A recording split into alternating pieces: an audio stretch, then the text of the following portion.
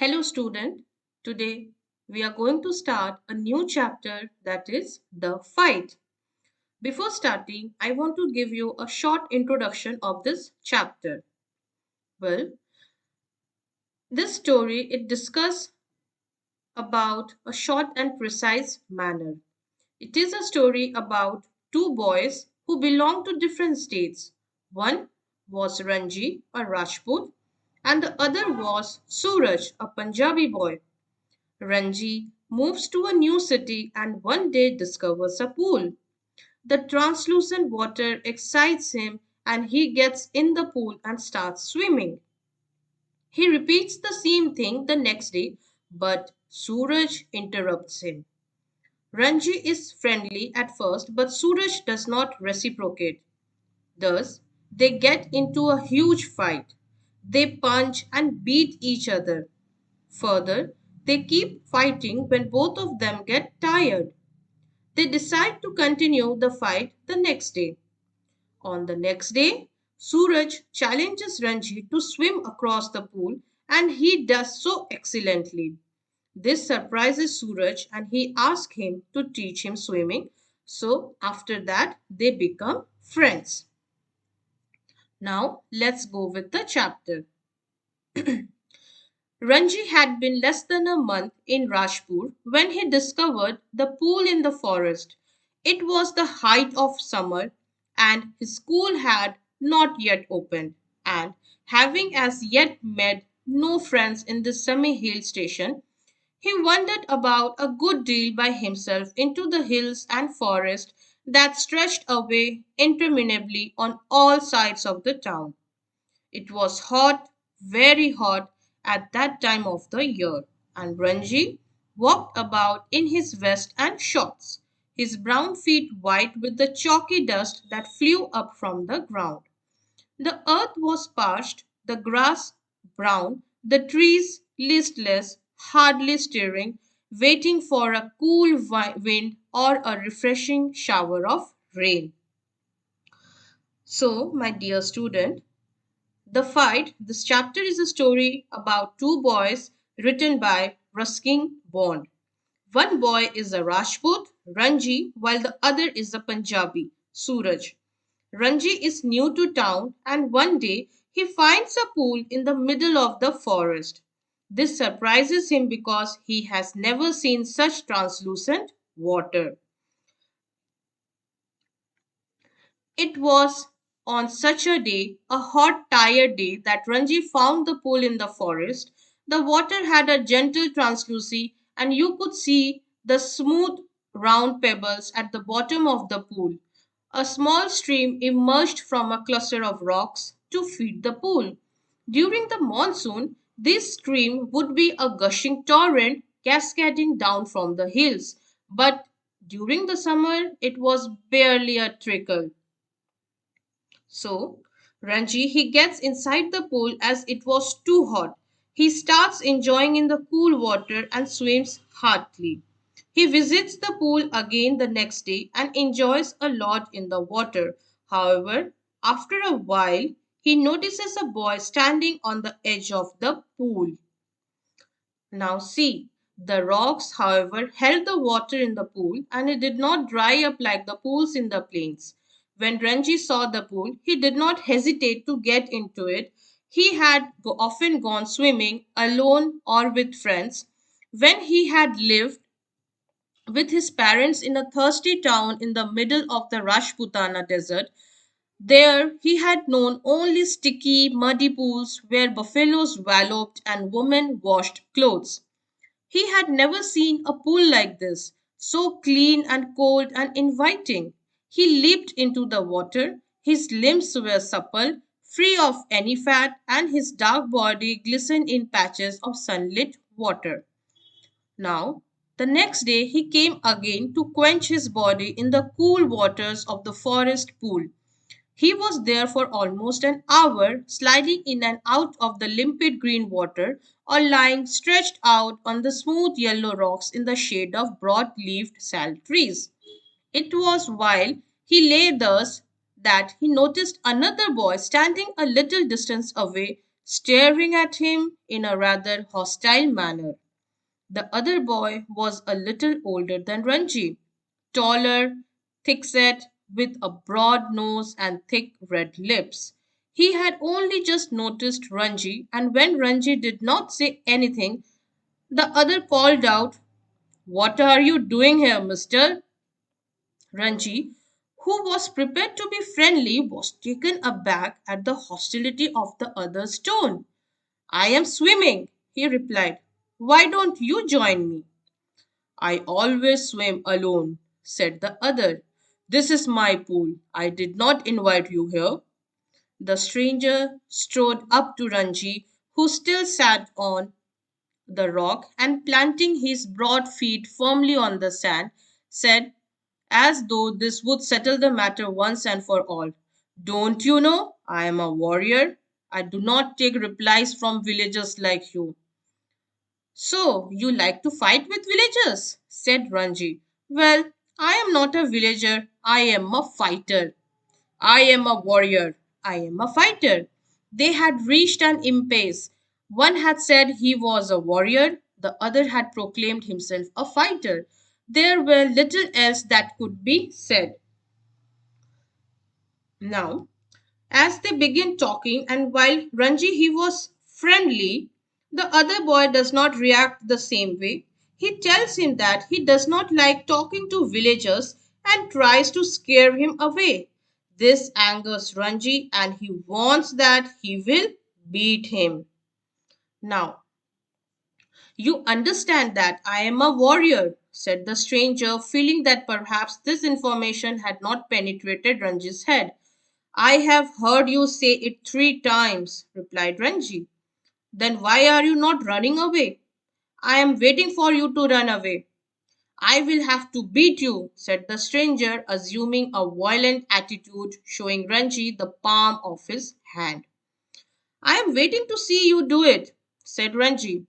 "You will see me do it?" said the other boy. Ranji waited. The other boy made a strange hissing sound. They stared each other in the eye for almost a minute. Then the warrior slapped Ranji across the face with all the force he could muster. Ranji staggered, feeling quite dizzy. There were thick red finger marks on his cheek. "There you are!"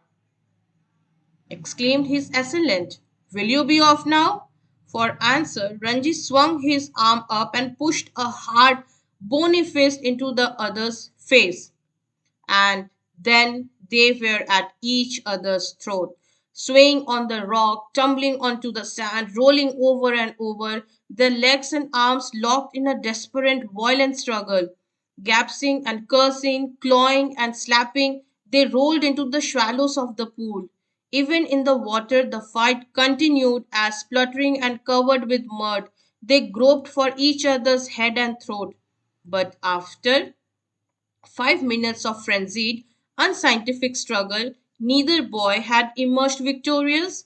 Their bodies heaving with exhaustion, they stood back from each other, making tremendous efforts to speak. So now, student, as the argument heats up and they get into a fight, Suraj slaps Ranji, which makes him dizzy. But now they start fighting very violently. They throw punches at each other and eventually get tired. Thus, they decide they will continue the fight the next day. Now, now, do you realize I am a warrior? Gasped the stranger. "Do you know I am a fighter?" said Ranji with difficulty. They gave a moment's consideration to each other answer, and in that moment of silence, there was only their heavy breathing and the rapid beating of their hearts. "Then you will not leave the pool," said the warrior. "I will not leave it," said Ranji. "Then we shall have to continue the fight," said the other. "All right," said Ranji. But neither boy moved, neither took the initiative.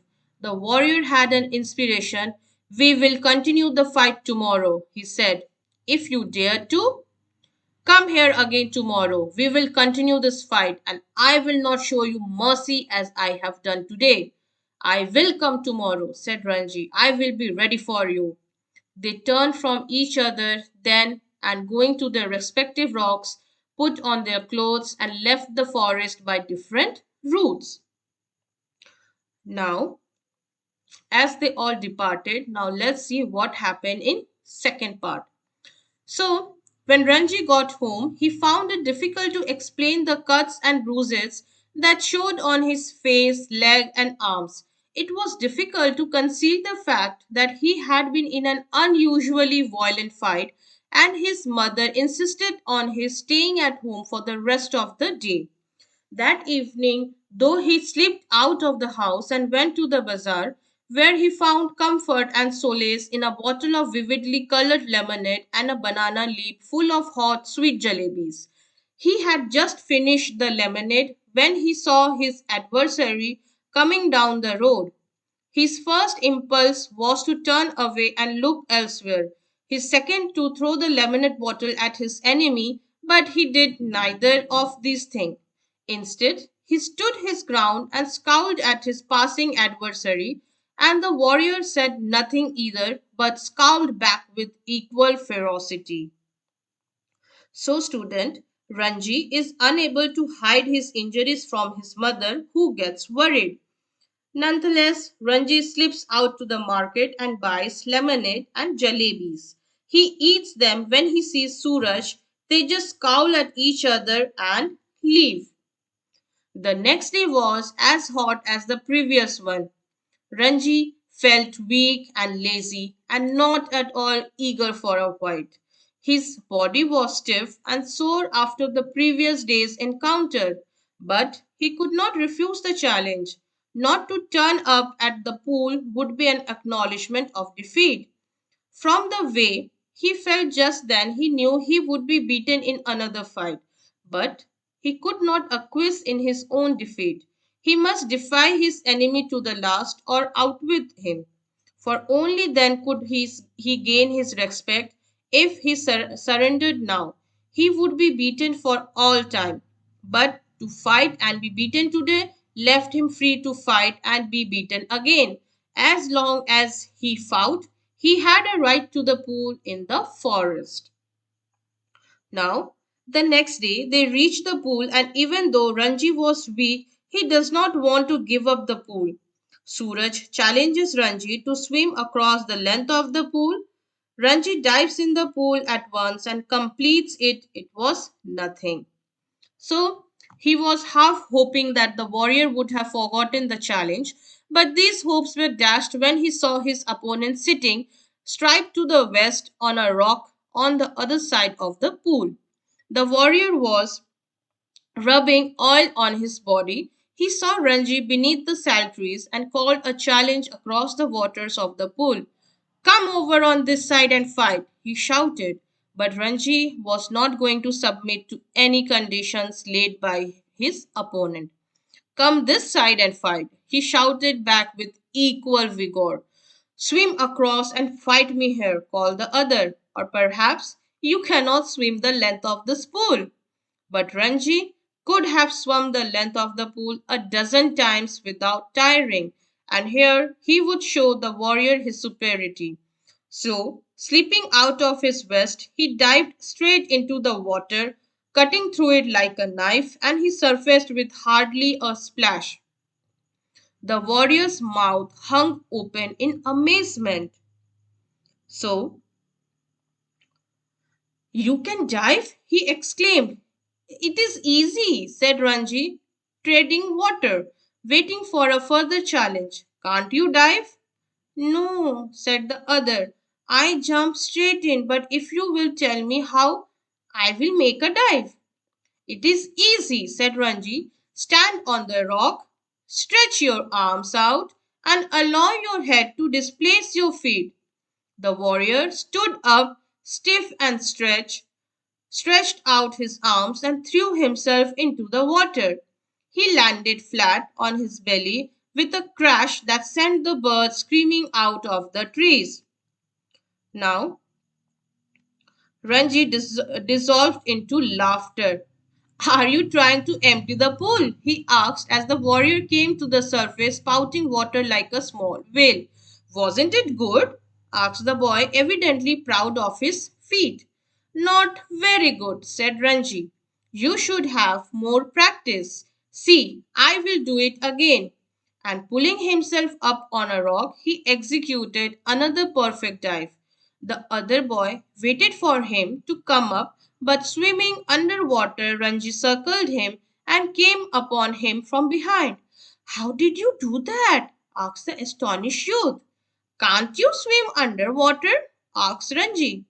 No, but I will try it. The warrior made a tremendous effort to plunge to the bottom of the pool, and indeed he thought he had gone right down, though his bottom, like a duck's, remained above surface. Ranji, however, did not discourage him. It was not bad, he said, but you need a lot of practice. Will you teach me? Asked his enemy. If you like, I will teach you. You must teach me. If you do not teach me, I will beat you. Will you come here every day and teach me? If you like, said Ranji. They had pulled themselves out of the water and were sitting side by side on a smooth grey rock. My name is Suraj, said the warrior. What is yours? It is Ranji. I am strong, am I not? Asked Suraj, bending his arms so that a ball of muscle stood up, stretching the white of his flesh. You are strong, said Ranji. You are a real Pahalwan. One day I will be the world's champion wrestler, said Suraj, slapping his thighs, which shook with the impact of his hand. He looked critically at Ranji's hard, thin body. You are quite strong yourself, he conceded, but you are too bony. I know you people do not eat enough. You must come and have your food with me. I drink one seer of milk every day. We have got our own cow. Be my friend and I will make you a Pahalwan like me. I know if you teach me to dive and swim underwater, I will make you a Pahalwan. That is fair, isn't it? Hmm, that is fair, said Ranji, though he doubted if he was getting the better of the exchange. Suraj put his arm around the younger boy and said, We are friends now, yes? They looked at each other with honest, unflinching eyes, and in that moment, love and understanding were born. We are friends, said Ranji. The birds had settled again in their branches, and the pool was quiet and limpid in the shade of the sal trees. It is our pool, said Suraj. Nobody else can come here without our permission. Who would dare? Who would dare? Said Ranji, smiling with the knowledge that he had won the day. So, student, as this surprises Suraj and he wishes to learn diving from Ranji, to which Ranji also agrees and teaches him for a while. Suraj now decides that they should continue these lessons every day. Finally, they agree on it and become friends. As Suraj is a Pahalwan himself, they both make a deal. Ranji will teach Suraj how to dive, and in return, Suraj will help him in becoming a Pahalwan. Further, they also decide that it is their pool and no one will be allowed there without their permission. So, my dear student, the conclusion of this chapter is this chapter, it teaches us that fighting will not do anyone any good and we should never be too proud. Instead, help one another and establish love and not hate with each other.